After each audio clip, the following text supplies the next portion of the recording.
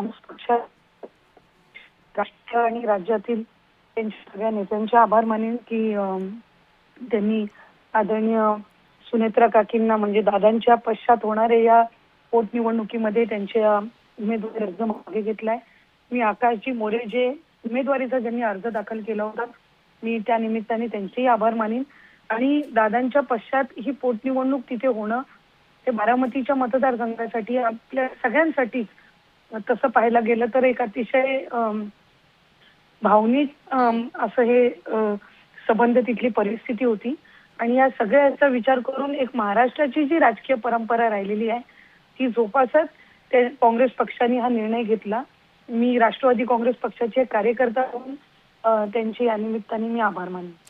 तटकरेजी, खरं तर काँग्रेसनं हा मुद्दा खूप खेचला असं वाटतं का? म्हणजे 3 वाजेपर्यंतच उमेदवारी अर्ज मागे घेण्याची मुदत होती आणि अगदी 2:15 वाजता सपकाळ बोलायला थांबले आणि त्यावेळी त्यांनी जाहीर केले की उमेदवार मागे घेतो। शेवटी आज उमेदवारी मागे घेण्याचा शेवटचा दिवस आहे आणि अजून मला वाटतं 20-25 मिनिटं त्याच्यामध्ये राहिलेली आहेत आणि एक अतिशय महत्त्वपूर्ण निर्णय आहे। त्याच्यामुळे कधी माघार घ्यायची, कधी त्याची जाहीर ते करायचं हा पूर्णपणाने काँग्रेस पक्षाचा अधिकार त्या निमित्ताने होता आणि त्यानुसार त्यांनी ते जाहीर घोषित केलं।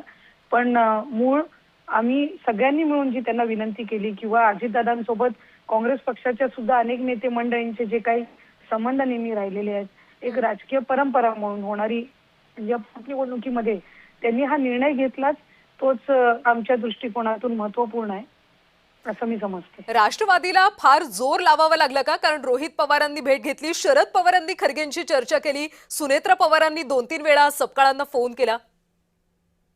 खरं तर खरगे साहेबांसोबत गेल्या 4-5 दिवसापासून राष्ट्रवादी काँग्रेस पक्षाच्या वतीने सुद्धा संपर्क साधण्याचा प्रयत्न सुरू होते। आदरणीय सुनेत्रा काकींनी तर त्या निमित्ताने मला वाटतं त्यांची प्रदेश अध्यक्ष हर्षवर्धनजींसोबत त्यांनी संपर्क म्हणजे फोनवरून त्यांची चर्चा झाली होती। जशी उद्धव साहेबांसोबत सुद्धा आमच्या इथले काही वरिष्ठ नेत्यांनी विनंती केली, सुनेत्रा काकींचं आणि त्यांचंही बोलणं करून दिलं, त्यानुसार काँग्रेस पक्षाच्याही काही नेत्यांसोबत संपर्क होता। आदरणीय प्रफुल्ल पटेल साहेबांनी आणि तटकरे साहेबांनी सुद्धा खरगे साहेबांसोबत संपर्क करण्याचा प्रयत्न हा त्या ठिकाणी केला। मला वाटतं केरळमध्ये प्रचारासाठी खरगे साहेब होते, त्यावेळेला सुद्धा संपर्क करण्याचा प्रयत्न केला। आणि साधारणपणे या सगळ्या परिस्थितीमध्ये शेवटी काँग्रेस पक्षाच्या नेते मंडळींनी हा निर्णय घेतला। मला वाटतं तो का झाला, कशा पद्धतीने झाला किंवा काय याच्यापेक्षा आदरणीय अजितदादांसोबत त्यांनी अनेक वर्षापासूनचे त्यांचे अतिशय जिव्हाळ्याचे संबंध राहिले, सगळ्याच राजकीय पक्षांचे राहिले। महायुती म्हणून सुद्धा आदरणीय फडणवीस साहेबांनी आणि बावनकुळे साहेबांनी सुद्धा त्या ठिकाणी एक आवाहन केलं होतं की दादांच्या पश्चात ही निवडणूक बिनविरोध व्हावी आणि त्यानुसार हे आज काँग्रेस पक्षाने तो निर्णय घेतला। त्यामुळे सगळ्यांच्या विनंतीचा किंवा आव्हानांचा त्यांनी मान देऊन घेतला आणि मला वाटतं ते आताच्या क्षणीला जास्ती महत्त्वाचं आहे। तटकरेजी, एक वेगळा प्रश्न आहे। खरं तर यावेळी सपकाळांनी बोलताना असं म्हटलं होतं की अजित पवारांच्या अपघातासंदर्भात महाराष्ट्रात FIR दाखल व्हायला होती, ही आमची अट आहे असं त्यांनी म्हटलं होतं। त्यामुळे आता महायुती सरकार या सगळ्या संदर्भात नेमकं काय पाऊल उचलेल? FIR दाखल करून घेईल का? खरं तर या संदर्भातली एक सविस्तर माहिती राज्याचे मुख्यमंत्री देवेंद्र फडणवीस साहेबांनी विधिमंडळाच्या सभागृहामध्ये सुद्धा दिली, प्रसार माध्यमांमध्ये सुद्धा दिली।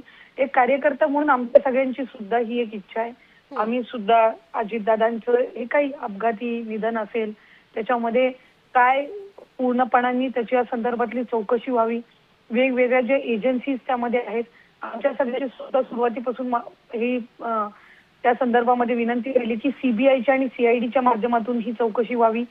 आणि राष्ट्रवादी काँग्रेस पक्षाच्या आमदारांनी सुद्धा 2-3 वेळा त्या संदर्भात मुख्यमंत्री महोदयांची भेट घेतली। त्यानंतर राज्यात देशाचे गृहमंत्री अमित शाह साहेबांची सुद्धा राष्ट्रवादीचे जे वरिष्ठ जे नेते आहेत ते सुद्धा त्याची भेट ही या संदर्भामध्ये घेणार आहेत। पण मित्र पक्ष म्हणून किंवा दादा म्हणजे सर्वच विरोधक पक्षही असो त्या सगळ्यांची सुद्धा साधारणपणे सगळ्यांचीच ही भूमिका राहिली आहे की या संबंध प्रकरणाची किंवा अपघाताची सविस्तर चौकशी झाली पाहिजे आणि त्याचं जे सत्य आहे ते राज्याच्या जनतेसमोर आणि आपल्या सगळ्यांसमोर आलं पाहिजे।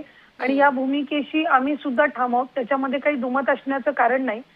त्यामुळे महायुतीचं सरकार सुद्धा राज्याचे मुख्यमंत्री फडणवीस साहेबांनी सुद्धा या संदर्भामध्ये माहिती दिलेली आहे की चौकशीमध्ये कुठेही कुचराई केली जाणार नाही आणि जे काही या संदर्भातलं सत्य असेल ते राज्याच्या जनतेसमोर लवकरच यावं, त्या संदर्भामध्ये आम्ही सगळेच प्रामुख्याने त्याचा पाठपुरावा करत आहोत. नक्कीच तटकरेजी, धन्यवाद या सविस्तर प्रतिक्रियेसाठी. तर बारामती पोटनिवडणुकीमधून काँग्रेसनं आता माघार घेतल्याचं पाहायला मिळते. आकाश मोरे हे खरं तर बारामती पोटनिवडणुकीसाठी काँग्रेसचे उमेदवार होते. त्यांनी आता उमेदवारी अर्ज मागे घेतलेला आहे. काही वेळापूर्वी काँग्रेसचे प्रदेशाध्यक्ष हर्षवर्धन सपकाळ यांनी पत्रकार परिषद घेतली आणि आम्ही आमचा उमेदवार मागे घेतो हे स्पष्टपणे त्यांनी जाहीर केले.